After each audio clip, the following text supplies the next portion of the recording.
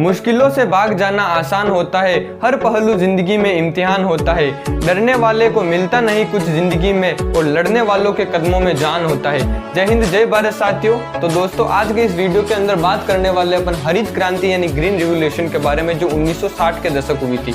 तो दोस्तों, इस वीडियो के अंदर अपन समझेंगे कि किस प्रकार हरित क्रांति प्रारंभ हुई, हरित क्रांति के लाभ और नुकसान क्या है। तो दोस्तों, बात करते हैं सबसे पहले आजादी से पूर्व की यानी 1943 के अंदर। 1943 के समय दोस्तों, भारत एकमात्र ऐसा देश था जिसमें सबसे ज्यादा खाद्य संकट था, यानी सबसे ज्यादा खाद्य संकट से ग्रसित देश भारत था। पूर्वी भारत के अंदर यानी बंगाल के अंदर भूखमरी के कारण 4 मिलियन से ज्यादा लोग 1943 के दशक में मारे जा चुके थे। क्योंकि अपने देश की जो सबसे बड़ी समस्या थी ना, वो यही थी कि अपने देश की जो जनसंख्या वृद्धि थी ना, वो खाद्य उत्पादन से बहुत ही ज्यादा कम थी।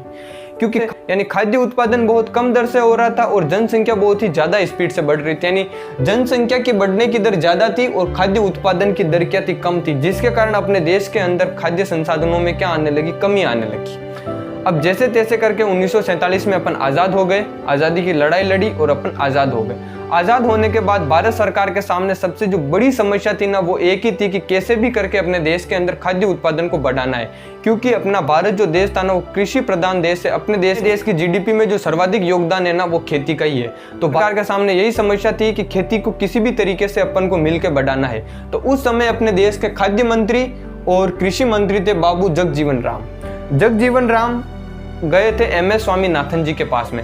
उनको कहा कि विश्व के अंदर हरित क्रांति चल रही है। विश्व के अंदर हरित क्रांति के जनक माने जाते हैं नॉर्मन बोरलॉग। पूरी बात जगजीवन राम जी ने किनको बताई, MS स्वामीनाथन जी को बताई। MS स्वामीनाथन जी ने एक कमेटी का निर्माण किया था जिसका नाम था MS स्वामीनाथन कमेटी। उस कमेटी के अंदर निर्णय लिया गया कि भारत के अंदर भी हरित क्रांति यानी ग्रीन रिवोल्यूशन शुरू किया जाएगा, यानी प्रारंभ किया जाएगा। लेकिन भारत सरकार के सामने यह समस्या भी थी कि भारत सरकार के सामने पर्याप्त मात्रा में पैसा नहीं था, जिस कारण अमेरिका की एक कंपनी थी फोर्ड एक रॉकवेल, यह कंपनी भारत सरकार की सहायता के लिए आई और अमेरिका ने भारत से सहायता ली और जैसे तैसे करके 1966 से 67 में हरित क्रांति भारत में प्रारंभ हो चुकी थी। हरित क्रांति को भारत में गेहूं क्रांति के नाम से भी जाना जाता है, क्योंकि 1966-67 में प्रारंभ हुई और लगभग 2002 तक गेहूं उत्पादन में 3 गुना ज्यादा वृद्धि हो गई। बल्कि जो अन्य जो खाद्यान्न थे ना, उनमें वृद्धि ओनली फॉर 2 गुना ही हुई। हरित क्रांति का मतलब नई तकनीकों का यूज करना और कृषि उत्पादन को बढ़ाना, जैसे हल की जगह ट्रैक्टर का यूज करना और सिंचाई के लिए बारिश पर निर्भर न रहकर कुएं और नलकूप से सिंचाई करना।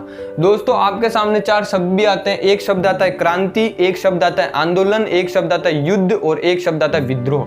क्रांति का मतलब होता है बदलाव लाना, युद्ध का मतलब होता है साम्राज्य का विस्तार करना और विद्रोह का मतलब होता है महत्वाकांक्षा रखना और आंदोलन का मतलब होता है अपनी संवैधानिक मांग रखना। ये दोस्तों 1966 से 67 के बीच में हुई हरित क्रांति से भारत को क्या लाभ हुए? सबसे पहला लाभ उत्पादन में वृद्धि।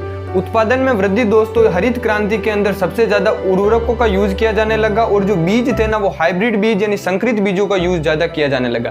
पहले क्या करते थे दोस्तों, जो लोग होते थे ना, जिस बीज को बोते थे उसी को वापस बो देते थे, जिससे उत्पादन में क्या होती थी, कमी होती थी। लेकिन बाद में हरित क्रांति के दौरान संकरित बीजों का यूज किया जाने लगा, जिससे उत्पादन में वृद्धि होने लगी। जहां पहले 1 बीघा के अंदर 5 क्विंटल गेहूं निकलते थे, वहां 15 क्विंटल गेहूं निकलने लगे और 2002 तक तो गेहूं के उत्पादन में 3 गुना से ज्यादा वृद्धि हो चुकी थी। दूसरा पॉइंट दोस्तों, परंपरागत स्वरूप में परिवर्तन।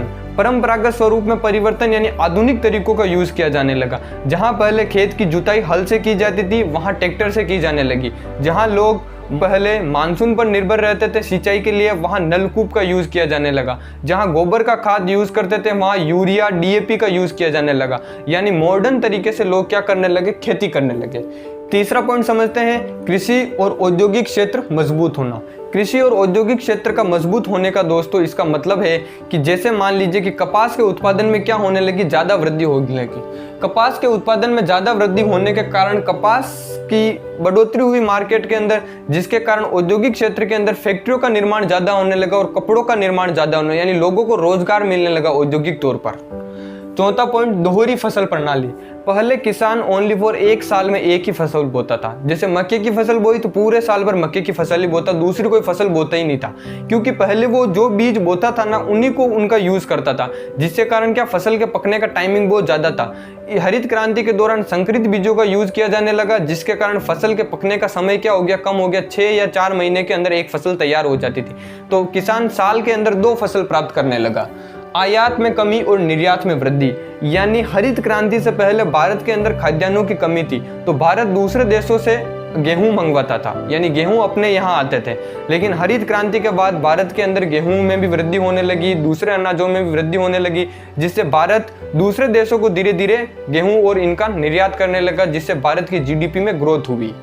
किसानों को लाभ, हरित क्रांति से किसानों को लाभ ही हुआ, क्योंकि जहां पहले 1 फसल मिल रही थी वहां 2 फसल मिल रही थी। जहां पहले 5 क्विंटल गेहूं निकलते थे वहां 15 क्विंटल गेहूं निकल रहे, तो किसानों के बजट में भी वृद्धि होने लगी और किसानों को सबसे ज्यादा लाभ होने लगा। तो दोस्तों अब समझते हैं कि हरित क्रांति से अपन को नुकसान क्या हुआ। हरित क्रांति से लाभ हुए तो कुछ ना कुछ नुकसान भी हो गए। सिक्के के हमेशा 2 पहलू होते हैं, एक राजा और रानी, लाभ या हानि। तो लाभ तो अपन लोगों ने पढ़ लिया, अब समझते हैं हरित क्रांति से अपन को नुकसान या हानियां क्या हुई। सबसे पहली, सीमित फसल। जो हरित क्रांति लाई गई थी ना 1960 के दशक, वो ओनली फॉर 6 फसल के लिए लाई गई थी। मक्का, ज्वार, बाजरा, गेहूं, चावल और रागी, इन 6 फसलों के लिए लाई गई थी। मक्का, गेहूं, ज्वार, बाजरा, चावल, रागी, यानी इन 6 फसलों के लिए ही थी। बाकी दूसरी फसल चना की होती है, दलहन होती, तिलहन होती, इनके लिए हरित क्रांति नहीं थी। यानी पहला नुकसान ओनली फॉर सीमित फसल के उत्पादन में ही वृद्धि हुई थी। दूसरा, उर्वरकों का यूज, यानी इसके अंदर सबसे ज्यादा यूरिया, डीएपी, इनका यूज किया जाने लगा, जिससे भूमि को नुकसान होने लगा और भूमि क्या होने लगी, खराब होने लगी। तीसरा, बेरोजगारी में बढ़ोतरी। बेरोजगारी में इस प्रकार बढ़ोतरी हुई दोस्तों, समझिए आप कि एक किसान का खेत है, इस खेत के अंदर 10 मजदूर काम करते हैं, उसकी जगह हरित क्रांति के दौरान मशीनों से फसल की कटाई की जाने लगी, जुताई की जाने लगी, तो इन 10 मजदूरों का बेरोजगार क्या हो गया, खत्म हो गया, जिससे देश के अंदर बेरोजगारी बढ़ने लगी, यानी मजदूरों की संख्या में कमी होने लगी। क्योंकि ज़्यादा से ज़्यादा मजदूर पहले खेती करते थे या किसी दूसरे के खेत में काम करते थे, लेकिन वहाँ पर अब मशीनों से काम किया जाने लगा, जिसके कारण बेरोजगारी सबसे ज़्यादा बढ़ने लगी। क्षेत्रीय असमानता। क्षेत्रीय असमानता का मतलब जो पूरा जो खेत होता है ना किसान का, उस पूरे खेत के अंदर फसल समान नहीं होती थी, क्योंकि उर्वरकों का यूज किया जाने लगा था, डीएपी, यूरिया का यूज होता था, जिसके कारण एक साल तो अच्छी फसल प्राप्त होती थी, उसके बाद उस खेत की जो मिट्टी खराब हो जाती थी, जिसके कारण उस पूरे खेत से समान फसल नहीं प्राप्त होती थी। जैसे मान लीजिए कि यहाँ ज़्यादा फसल प्राप्त हुई तो यहाँ कम फसल प्राप्त होती थी। आप भी देख सकते हो आपके खेत के अंदर कहीं तो आपकी मक्की अच्छी होती है और कहीं पर मक्का खराब होता है, तो उसका कारण यही है हरित क्रांति के कारण क्षेत्रीय असमानता। खेतों को नुकसान, सबसे ज़्यादा उर्वरकों का यूज, सबसे ज़्यादा डीएपी, यूरिया का यूज़ किया जाने लगा, जिसके कारण खेत क्या होने लगे, खराब होने लगे। 1 साल, 2 साल, 5 साल, 10 साल तक किसानों ने ज़्यादा से ज़्यादा उत्पादन कर लिया, उसके बाद उत्पादन क्षमता खेतों की समाप्त हो चुकी थी। बीमारियाँ, डीएपी, यूरिया का यूज़ ज़्यादा किया गया, जिसके कारण आप देख सकते हो कि भारत के अंदर कैंसर जैसी बीमारियाँ सबसे ज़्यादा फैल रही है और सबसे टॉप पे चल रही है कैंसर की बीमारी, क्योंकि ज़्यादा से ज़्यादा यूरिया का यूज़ करेंगे, डीएपी का यूज़ करेंगे तो बीमारियां तो फैलेगी, क्योंकि पौधे को देंगे वही अपन को वापस मिलेगा। धनवान किसानों को फायदा, इसके अंदर जो पूंजीपति किसान थे ना उनको सबसे ज़्यादा फायदा हुआ, क्योंकि इसके अंदर मशीनों का यूज़ किया गया, ट्रैक्टर का यूज़ किया गया, यूरिया, डीएपी का यूज़ किया गया। तो धनवान किसान थे उन्होंने तो ये साधन खरीद लिए, लेकिन जो गरीब किसान थे ना वो नहीं खरीद पाए और वो गरीब रह गए और अमीर बन गए। इसमें सीमित क्षेत्र के अंदर हुई थी। सीमित क्षेत्र का मतलब दोस्तों, इसमें हरित क्रांति से जो सबसे ज्यादा लाभ हुआ था ना वो पंजाब और हरियाणा को हुआ था। तो राजस्थान के अंदर सबसे ज्यादा लाभ हुआ था गंगानगर और हनुमानगढ़ के अंदर।